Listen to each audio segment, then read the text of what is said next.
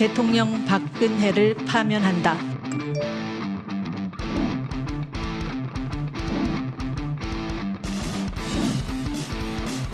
헌법재판소에서 탄핵안이 수용될 가능성이 전혀 없다는 것을 알면서도 사법부 협박용으로 헌법재판소는 헌법재판소의 헌법상 의무를 마지막까지 다하면 됩니다. 임기가 종료했다는 이유로 추가 제재를 피해갈 수 있게 한다면 공직자가 임기 막바지에 반헌법적인 행위를 하는 경우 남은 단죄수단은 탄핵밖에 없는 상황입니다.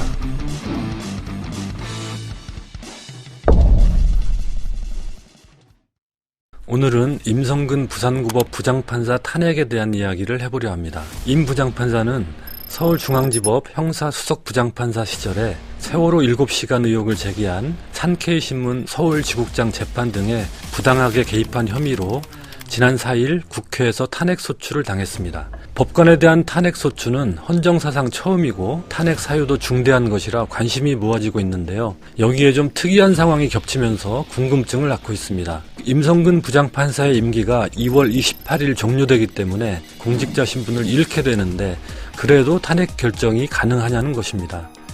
첫 탄핵 재판은 26일 열릴 예정이었는데 임 부장판사가 재판관 기피 신청을 내는 바람에 연기됐습니다. 결국 그의 임기가 끝난 뒤에야 재판이 시작되는 셈인데요.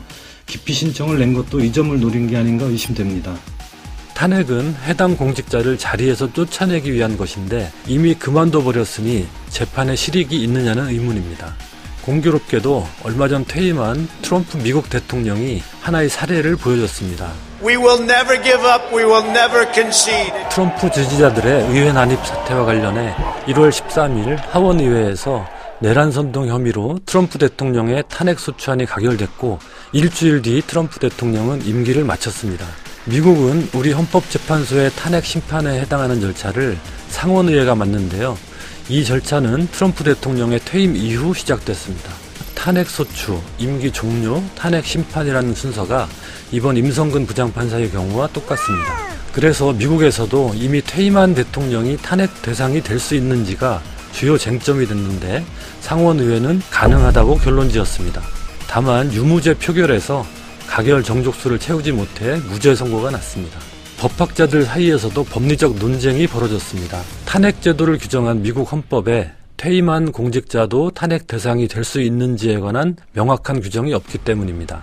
한쪽에서는 탄핵의 주된 목적이 공직 박탈인 만큼 퇴임 뒤에는 탄핵의 의미가 없다고 주장합니다. 하지만 미국 헌법은 탄핵의 효과로서 공직 박탈뿐 아니라 이후 다른 공직 취임도 제한할 수 있도록 규정하고 있습니다.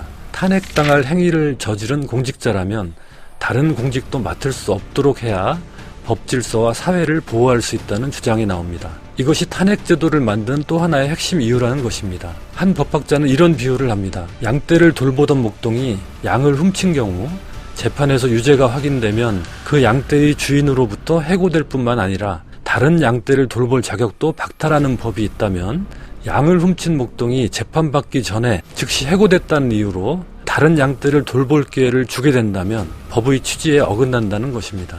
미국에는 역사적인 선례도 있습니다. 1876년 육군성 장관인 윌리엄 벨크냅이 뇌물을 받았다는 의혹이 제기되자 하원의회가 조사위원회를 꾸렸습니다. 위원회는 증거를 확보한 뒤 의회에 보고했습니다. 그런데 불과 몇 시간 전에 벨크냅이 사임한 뒤였습니다.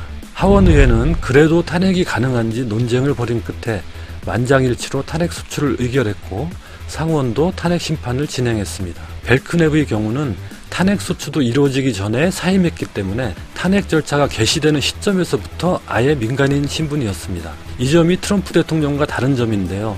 트럼프는 적어도 탄핵 소추가 이루어지는 시점에는 현직 신분이었기 때문에 더더욱 탄핵 대상이 될 수 있다는 주장도 나옵니다.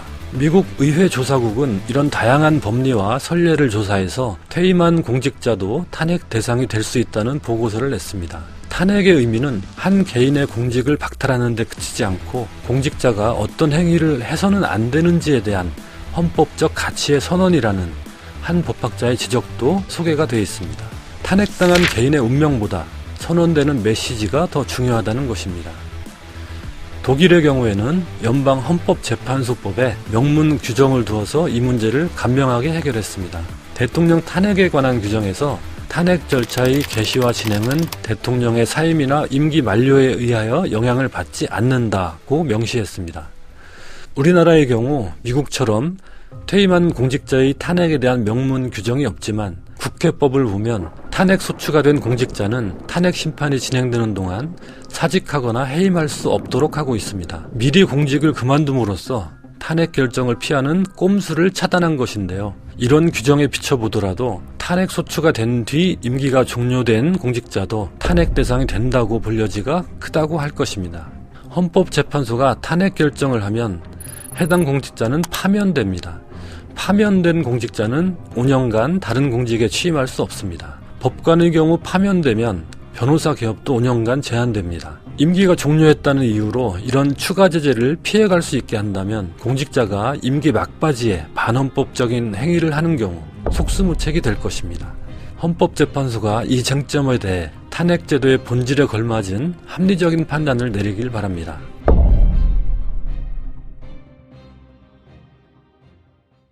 임성근 부장판사가 임기 종료 뒤에도 탄핵 대상이 된다고 하면 다음 쟁점은 그의 행위가 탄핵 사유에 해당하느냐입니다. 우리나라에는 법관 탄핵의 전례가 없으니 외국에서는 어떤 사유로 법관 탄핵이 이루어졌는지 잠깐 살펴보겠습니다. 일본에서는 지금까지 모두 7명의 법관이 탄핵됐는데 탄핵 사유에는 열차에서 불법 촬영을 한 행위, 법원 직원을 스토킹한 행위, 골프채와 양복 등을 뇌물로 받은 행위, 재판 이외의 일탈 행위와 함께 영장 발부와 관련한 부정, 조정 절차에서 선처를 요청한 행위 등 재판과 관련된 사안도 포함되어 있습니다. 미국에서는 연방 차원에서 모두 8명의 법관이 탄핵됐습니다. 부적절한 선물 수령, 부패, 조세 포탈, 재산 허위 신고, 위증, 음주 재판 등의 사유였습니다. 임성근 부장판사가 탄핵 소추된 혐의는 세월호 7시간 관련 명예훼손 재판에 개입해 판결 내용을 바꾸도록 하고 재판장에게 법정에서 피고인을 질책하라고 지시한 행위, 쌍용차 집회 관련 민변 변호사들의 형사사건에서 선고가 끝난 판결문 중 정치적으로 민감한 부분을 수정하도록 한 행위, 그리고 유명 야구선수 원정 도박 사건에서 벌금형을 선고하도록 유도한 행위 등입니다. 이런 재판 개입 행위는 재판의 독립을 규정한 헌법 제103조에 위배되는 중대한 비리입니다. 미국에서 1994년 탄핵당한 펜실베니아주 대법관 롤프 라센의 혐의 중에는 진행되는 재판과 관련해 담당 판사와 부적절한 대화를 나눈 행위도 포함되어 있습니다. 그런데도 임성근 부장판사는 일부 혐의에 대해서만 견책이라는 가벼운 징계를 받는 데 그쳤고 형사재판에서는 무죄 판결을 받았습니다. 위헌적 행위는 맞지만 현행법상 처벌할 수는 없다는 것입니다. 그러면 이제 남은 단지수단은 탄핵밖에 없는 상황입니다. 얼마 전 참여연대 등이 주최한 좌담회에서 한상희 건국대 법학전문대학원 교수는 이런 지적을 했습니다. 무죄 판결을 내린 법원, 오랜 기간 지체하다가 임기 만료 직전에 탄핵 소추한 국회, 다소 아쉬운 속도감을 보인 헌법재판소까지 모든 국가기관이 중대한 위헌적 행위가 발생했음에도 면책용으로 최소한의 행동만 할 뿐 해당 문제를 회피하는 양상을 띠고 있다는 것입니다. 어떤 국가기관도 책임지지 않고 결국 위법한 행위를 한 법관은 전관 변호사가 되어 활동할 수 있는 길을 열어준 상황.